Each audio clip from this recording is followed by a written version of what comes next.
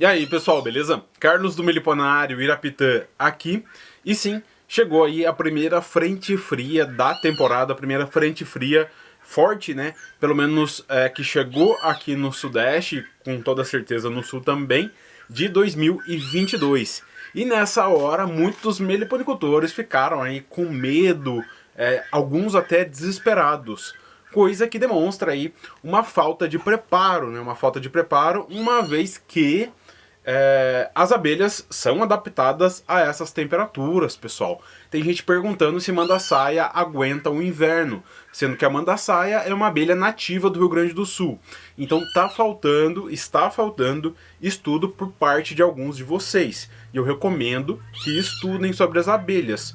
Uma coisa é ter medo, outra coisa é ficar paralisado pelo medo, não saber agir de forma incorreta. O medo ele é bom, mas você tem que tomar uma atitude a respeito disso. Eu sei que para alguns é o primeiro inverno, mas raciocinem a natureza.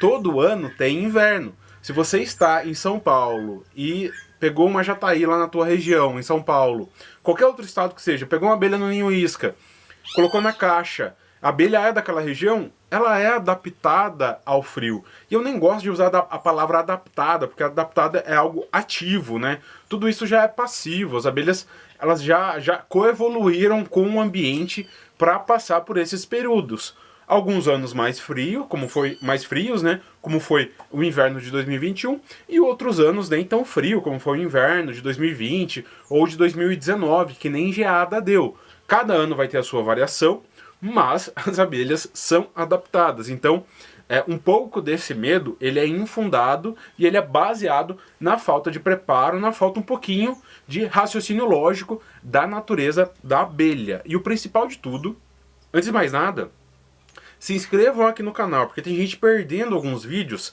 Eu fiz uma série de aulas sobre a preparação do outono. Nós ainda estamos no outono, né? Pelo calendário não começou o inverno, mas eu já fiz uma série de aulas com mais de 1 hora, aulonas mesmo, mostrando como você preparar o seu enxame, como alimentar, a questão de caixa, posicionamento. Se o seu enxame está preparado, você não precisa se preocupar com a noite fria, né? Vale lembrar que, tirando algumas exceções, esses dias frios, como foi pelo menos agora, 3, 4, às vezes uma semana de frio. Se você sabe que seu enxame estava com uma boa reserva, você não precisa fazer nada nessa semana. Talvez, quando passar o frio, né? Uma questão aqui, né? O que é frio? O que é frio? Então a gente tem que pegar, pra gente é um conceito subjetivo, né? Pra quem tá no sul, sai de camiseta regata com 10 graus. Quem tá lá no Nordeste, desce aqui pra região mais fria, com 20 graus já tá com 2 blusas, né? Pra gente é subjetivo, mas pras abelhas, não. Variando de espécie pra espécie. E a galinha acabou de botar um ovo, eu só vou tocar ela pra lá e já volta. Teoricamente não era horário dela colocar ovo agora no final da tarde, mas tá gritando, vai gritar lá longe, né? Então essa questão do frio, né? A gente tem que começar pelo parâmetro interno de boa parte dos enxames. Internamente, lá nas crias, o ideal, né? Não ideal, para ter saúde, o enxame mantém 34, 35 graus. É que nem a gente, internamente 36,5, né? Mais do que isso é febre, menos do que isso é hipotermia. E pra gente, externamente, ninguém gosta de um clima de 35. Então sempre um pouco abaixo é melhor, pelo menos para boa parte das abelhas. Então a mandaçaia lá dentro é 35, ela tolera, ela fica tranquilinha até os 30. Mas ela começa a trabalhar nos 15, quando não tá ventando. Ontem, por exemplo, ficou nublado, ventando, não passou dos 15 graus, então nem mandaçaia saiu. Para outras, cada abelha vai ter a sua faixa de temperatura. A jataí, dificilmente ela vai sair abaixo de 20. É claro que se abrir o sol, não tem vento, tem florada, é um enxame mais forte, ela vai sair um pouquinho. Mirim preguiça também. A iraí, ela sai um pouquinho abaixo, 18. As mirim droriana, guaçu, também saem em temperaturas um pouquinho mais baixas que jataí. Então ali os 20 graus é tranquilo para a abelha se manter. Abaixo de 10 já começa a prejudicar a questão de regulação térmica, né? Vale lembrar que a madeira, qualquer outro tipo de caixa, o isopor, ele não gera calor, né? Ele mantém a temperatura, que nem a gente. Nenhuma blusa, a blusa não é quente, ela isola muito bem o calor que você já produz. Com as abelhas não é diferente. Então por isso é interessante, não é interessante, é super necessário, é necessário que as abelhas tenham uma reserva de mel. E quando eu falava de preparação para o inverno, eu sempre falei do estoque de alimento. Então se a abelha tem estoque de recursos, ela vai lá consumir o mel, vai vibrar os músculos do tórax, ela vai ficar juntinha e ela vai gerar calor. E esse calor vai se manter e vai manter o enxame ali nesses dias mais frios, tá? Então o que acontece? Revisar um enxame. Revisar um enxame. Já passou aí uma parte mais do frio, né? E que temperatura abriu o enxame, né? Eu falei que lá dentro é 35, mas quando você abre a 25, é tranquilo, né? Eu sei que são 10 graus, mas as abelhas já recuperam isso mais fácil. 25 graus de temperatura externa. Então por isso eu venho batendo na tecla há mais de anos já. Tem gente até que fala que é o Carlos do termômetro, né? Por quê? Ter um termômetro no ambiente que você está lidando com as caixas. Ah, Carlos, aqui não vai passar de 15 graus. O que eu faço?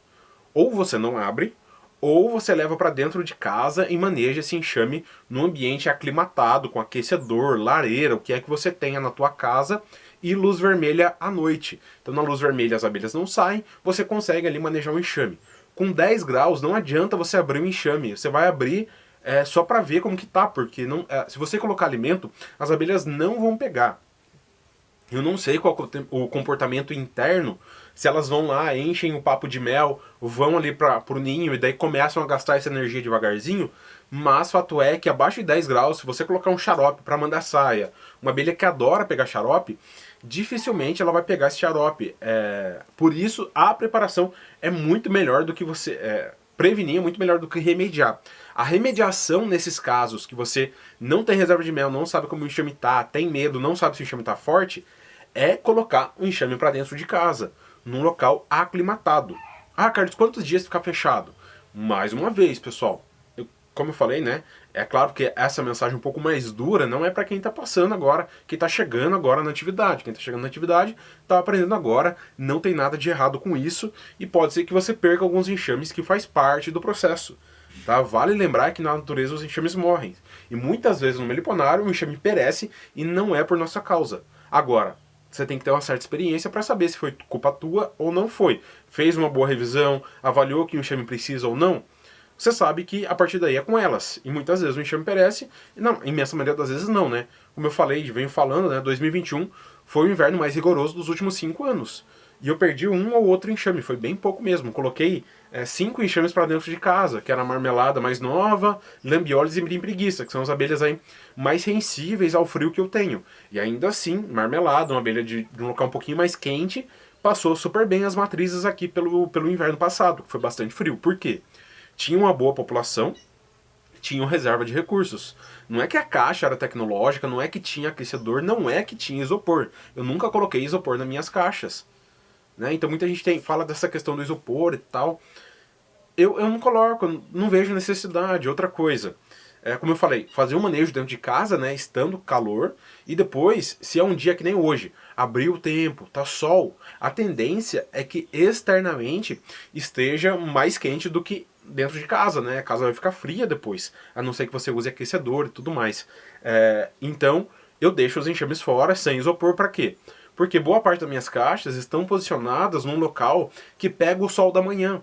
Então o sol da manhã já vem e aquece bastante as caixas. Tem uma diferença significativa do local que está 100% sombreado com o local que pegou sol. Então, lá do diagnóstico Irapitã, né, meu método de avaliação do enxame, o local, a força de trabalho e os recursos.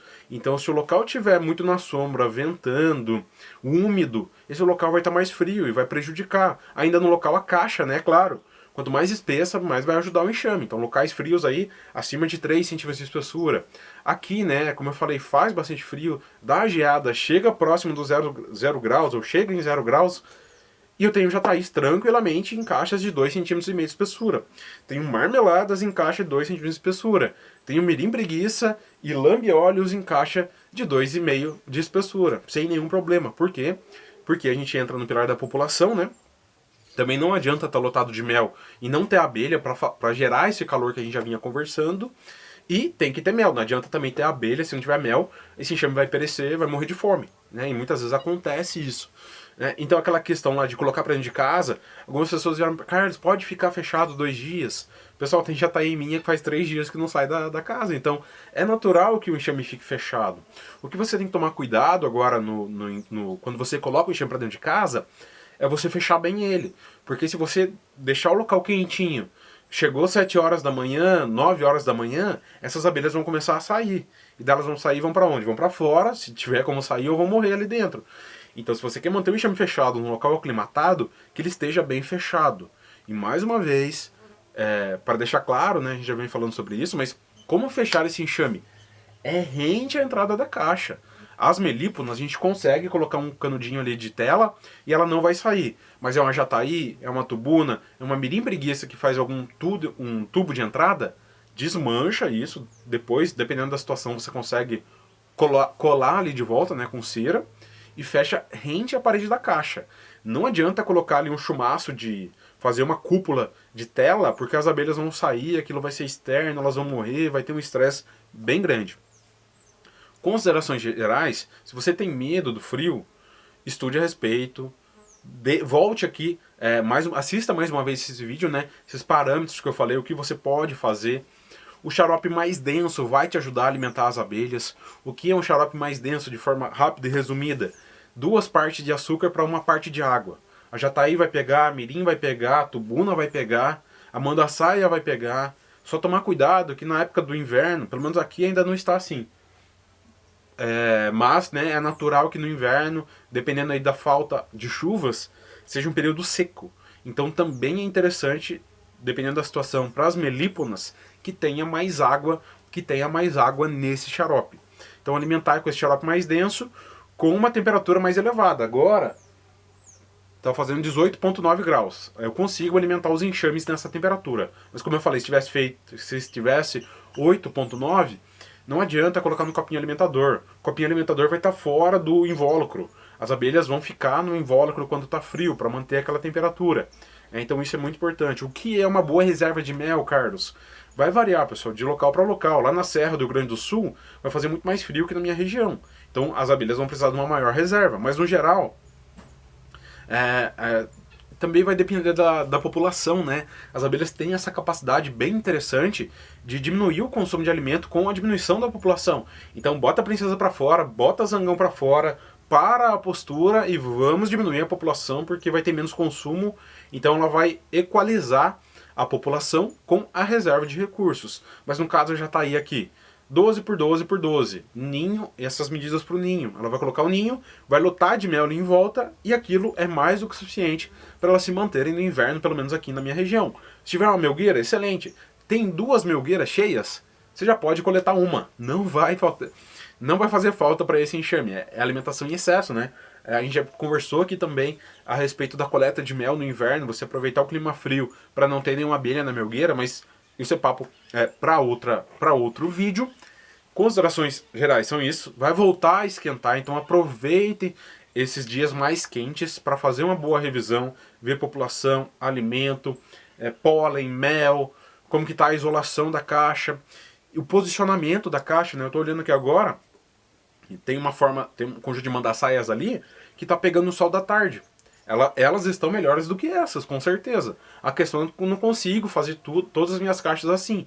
E tem os prós e contras, né? Essa daqui está protegida do vento que vem de cá. A que tá lá, que tá pegando sol, né? O sol tá aqui atrás dessa parede. Que não é uma parede, né? É um barracão, então não está aquecendo a parede. Lá tá pegando sol. A marmelada, a mirim preguiça, uma parte das lambiolhas também está assim. Pega o sol da manhã, o sol sobe, desce, ele pega o sol da tarde e aquece a caixa também. Então agora é um bom momento para você ver uma posição. Ah, minha já está em um local muito sombreado, pega vento, não vai pegar sol de jeito nenhum. Muda ela de lugar para um local que vai pegar sol. Aproveitar, né? Ah, tem uma grande... Minhas abelhas estão numa sombra de uma árvore. Faz uma poda nessa árvore para entrar raios de sol e aquecer o ambiente. Não necessariamente precisa pegar sol direto nas caixas, mas só de pegar sol aqui embaixo já aquece o ambiente. Proteger do vento, né? Se está pegando algum vento diferente agora nessa época do ano, faz uma proteção para suas caixas também. Considerações gerais a respeito de como proteger, né? De como ajudar as suas abelhas no inverno. É isso. Não, se você tá com medo de alguma coisa, reveja mais uma vez essa aula. E se vocês querem algo mais elaborado, com mais exemplos, como alimentar, revisar, abrir os enxames, eu mostrando como estão meus enxames, um aulão realmente sobre o inverno, né, sobre a meliponicultura no inverno, deixa aqui nos comentários que pode ser que eu prepare algo especial para vocês. Mas comenta aqui embaixo e não deixe de deixar o gostei nesse vídeo. No mais é isso, pessoal. Se preparem, olhem os enxames, alimentem se necessário. Algumas pessoas também, o Carlos só fala de xarope, só fala de alimentação artificial. É claro que a gente vai plantar, pessoal. Quanto mais planta para as abelhas, melhor. A questão é que se eu pegar uma muda e colocar na terra hoje, não vai ajudar essas caixas. Eu tô plantando um monte aqui, mas não vai ajudar elas hoje. Então, o que a gente precisa, né? O enxame vai precisar de ajuda hoje. Hoje eu vou ajudar com um pouco de xarope, se necessário. A imensa maioria dos meus enxames não são alimentados. Só que esses, o que eu falo desses? Não tem como eu falar nada. É medida de caixa, bom manejo. Todo o geral a gente fala de manejo aqui, né? Para esses enxames a gente não fala de alimentação, mas para aqueles que vai precisar de alimentação, daí a gente tem que falar de alimentação. Mas, no geral, é isso. Se quiserem um aulão especial de meliponicultura meliponicultura no inverno, deixe aqui nos comentários. Mas é isso, pessoal. Um abraço e até o próximo vídeo.